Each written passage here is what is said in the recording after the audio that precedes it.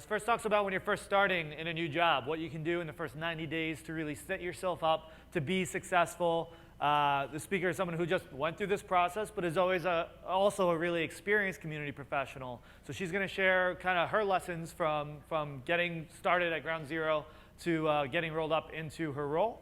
So Jen is the Director of Global Communities at Welocalize, a professional translation and localization services provider. Previously, she built the Moz community team and strategy from the ground up and grew that community to over 600,000 people. Jen is a self-proclaimed geek and a faux vegetarian, and she prides herself in having kicked colon cancer's butt at the young age of 37. Please give a big CMX welcome to Jen Lopez.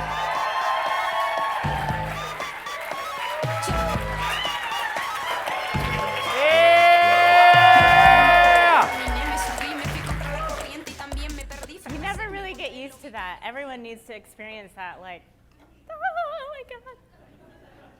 Anyway, thank you all for coming. I hope you have caffeine, because I know, right after lunch, everyone needs a little pick-me-up. The last time I was right after lunch, I made everybody get up and dance. I'm not going to do that today. Unless, if you want, dance. You know what? You can get up and dance anytime through this whole talk, okay? I am not going to, bat an eye at that. I might just, dance with you, so. But we're good. But I'm going to try to, not put you to sleep as you've just had this slow yet really delicious food, right? So I saw that he asked how many people are new to community. But I'm curious, how many of you have ever been in a new community role? I'm going to assume that's everyone, right? We've all started somewhere. And that's one thing that I want to talk about, right? As you start a new community role, whether you're starting as the director or you're starting as the lone community manager, how many of you have been the lone community manager, right? And how many of you started, they didn't even have a community. They're just like, we think we need this community thing. Make it a thing. Exactly, right? So there's lots of ways.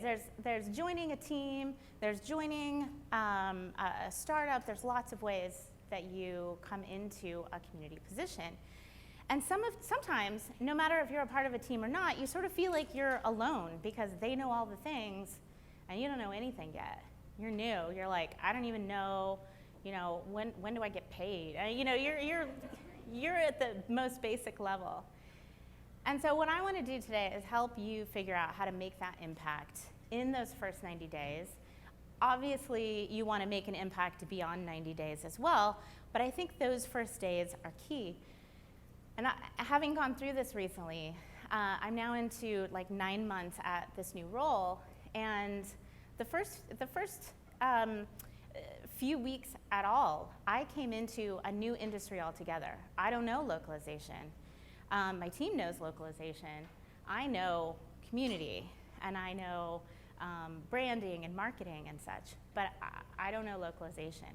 So I had to figure out, where the hell am I going to start? How do we even start in a new role where you don't know the industry and you don't know those things?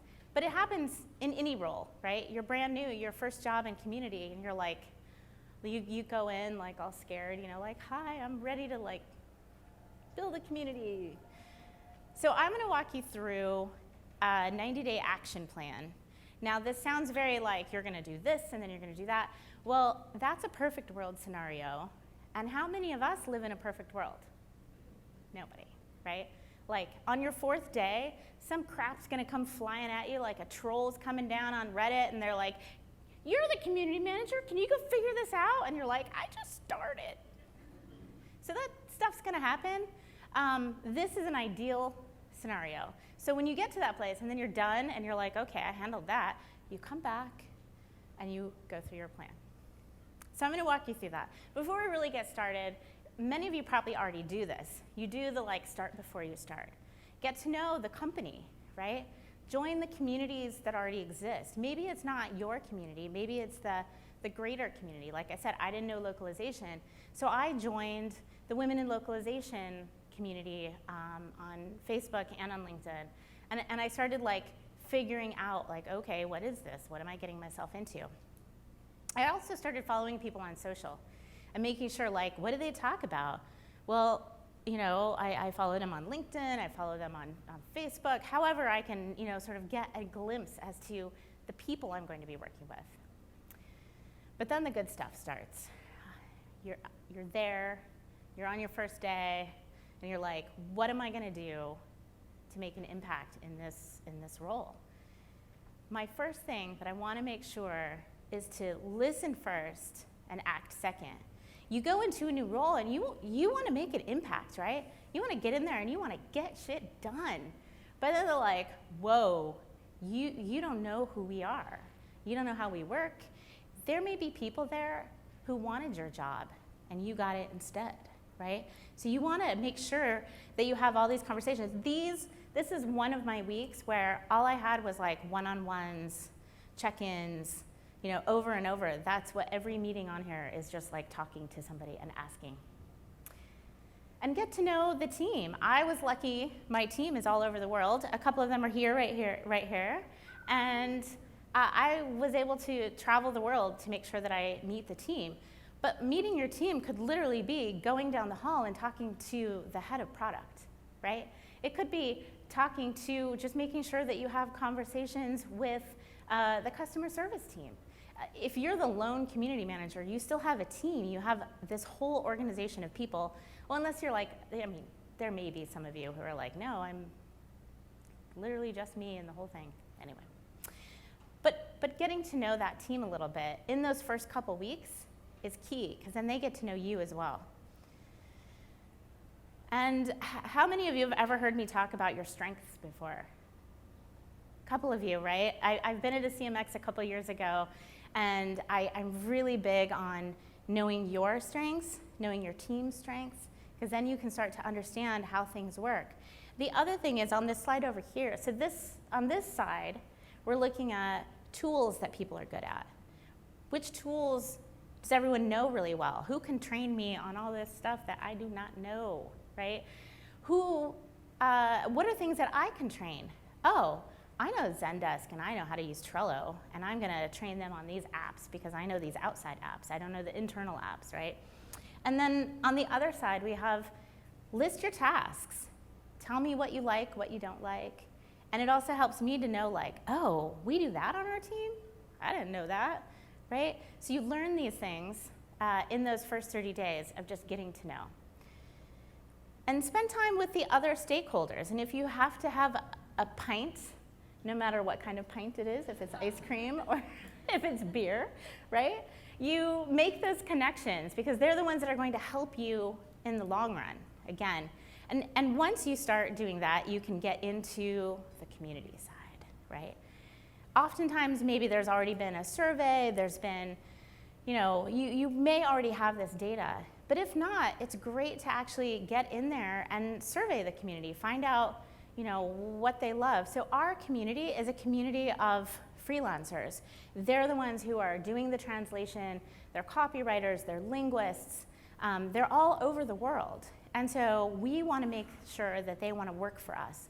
And we want to be, you know, think of it as like an Uber driver, right? So we're building that community of freelance translators in the way that an Uber or a Lyft builds a driver community. And we want to know this information and actually talk to them, right? So you're getting into the like, okay, so I got past the like, I'm getting to know what's happening in the organization. Now let's start digging in and getting to know a little bit more about the community. And one thing that I think is really important is knowing what your boss cares about. Because you may know, like, you're seeing like, oh, you know, this is really important over here. But if your boss cares about this, and you're only talking about this, like, just not gonna work out. How many of you have had that situation where you're like, but this is important, but this is important, and they're like, no, actually, this over here is important, right?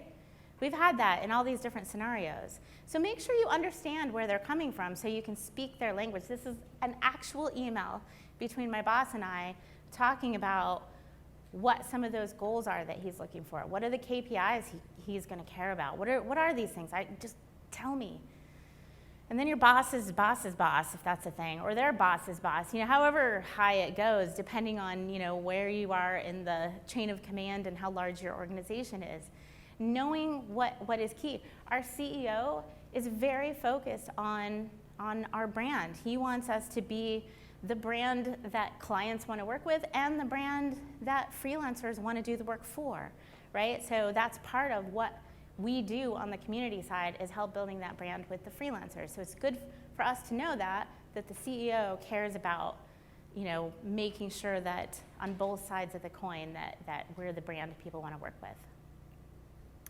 Okay, so again, we're in this perfect scenario. You've gone through, you've asked all the questions, you've had all the meetings, you've done all the things. Now you're like, okay, I'm in my next month and no craziness has come my way yet, right? Like, you can laugh. Thank you. Thank you. Thank you for laughing. That was my attempt at a poor joke. Anyway, because that just doesn't happen, right? So then you start digging into the analytics side. Like, what are you going to do next? What data do you have, right? What is currently being measured? For example, for us, we found out right away that we were measuring how many people were being recruited each month.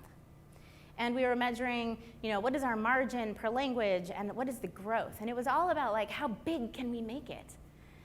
And then as we started digging in, what we really cared about was, how do we take all these people that we've already recruited and actually give them work, right? They're human beings who have jobs, who of course, that's the point, who have lives, right? They have families, they have homes, they have all these things that they need to pay for, and the more work we can give them, the more they're gonna come back and actually wanna work with us, right? So that's where we started changing that. So instead of thinking about how many we're recruiting every month, to how many we're utilizing, and how long does it take to get a request from the production team to get someone hired, to get someone on a job, and have someone in the right position that is right for them, that they're excited about. They're like, sweet, now I have this new, this new job that I'm going to be working on. And setting those benchmarks. So again, these benchmarks are for the community, and you are going to set your own, whatever those might be, right?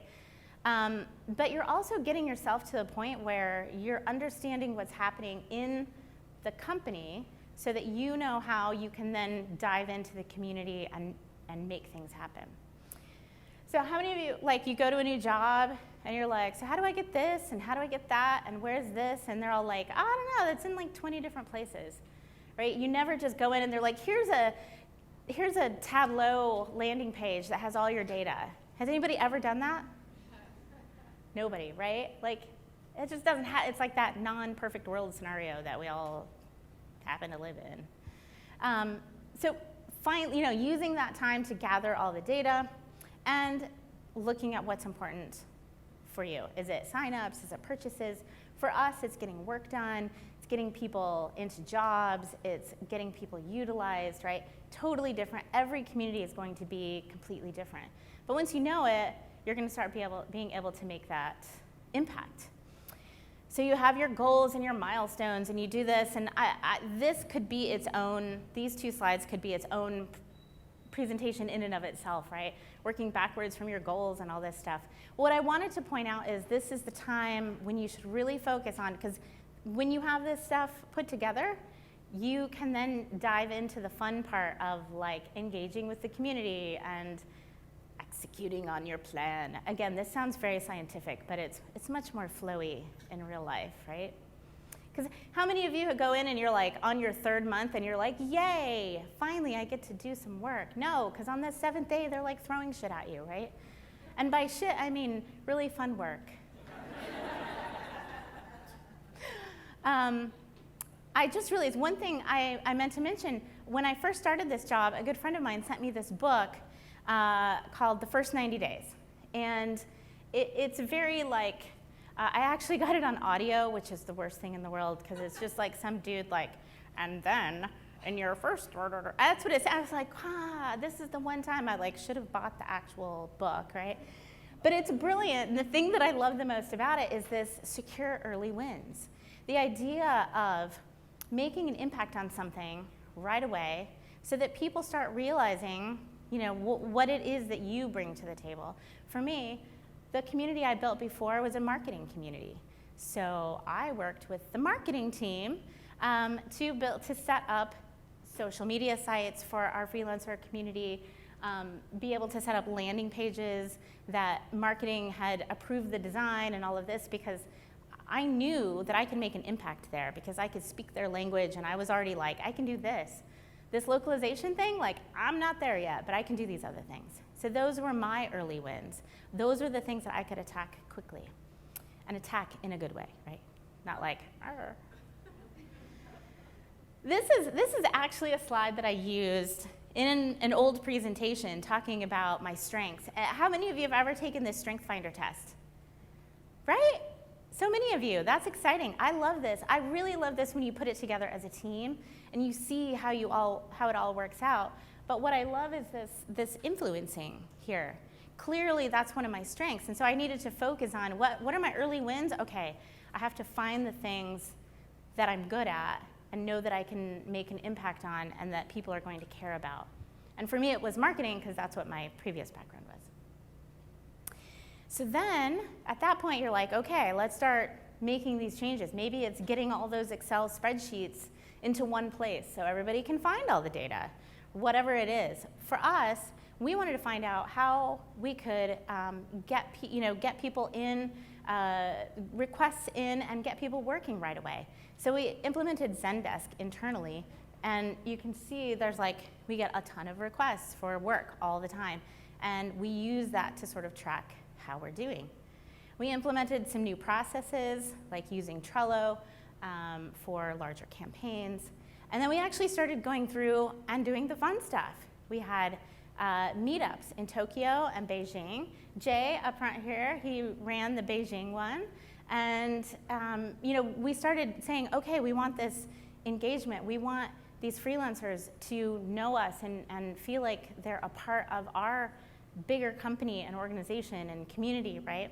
And so we did that, and we started other engagement efforts of like reaching out to our Japanese freelancers who we had recruited all these people, remember? Because it used to be we cared about the number of people recruited. And so we had all these people, but we didn't have any of their data anymore. So we reached back out, and we've been trying to reintroduce them into projects and things so they can actually work through them. And this one, tell the people what you're doing. Because if you're just you're just send an email to your boss, hey, I did this. That's okay, because your boss is, your boss and paying your salary and stuff. But if you can put it on a company intranet, what we used to do at Moz is we would send an email internal, and then we would actually post it external so the community could see some of these numbers and some of this information as well.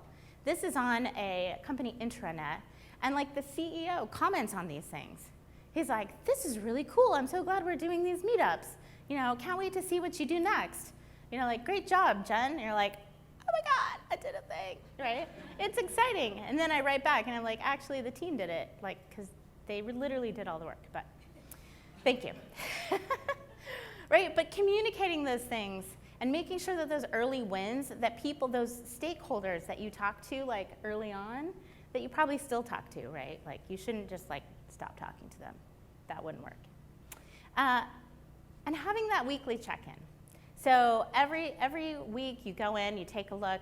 I'm going to bring up the slides again, or the link, because I have a spreadsheet that you can use. Save it, do anything you want with it. Change the colors. It's orange. You may not like orange, so feel free to use your own colors. But essentially, it'll help you walk through this plan so that by the time that you're on that day 90, you're not still feeling like, oh my God, where do I go to get this done? Or who does this and how does this happen? Maybe if you're going into a brand new role like localization that you don't know anything, it'll take a few more months than that to get up to speed, right? But you're ready for success. You know what your goals are. You know who the right people are. You know what you need to do, and you can get rolling. So in those first 90 days, you can make an impact of analyzing and executing on all the things. And in the future, those just keep on going. Thank you very much.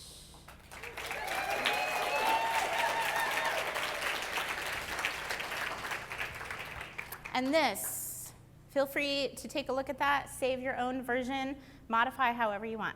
Thank you. Yeah, one more time for Youre Lopez.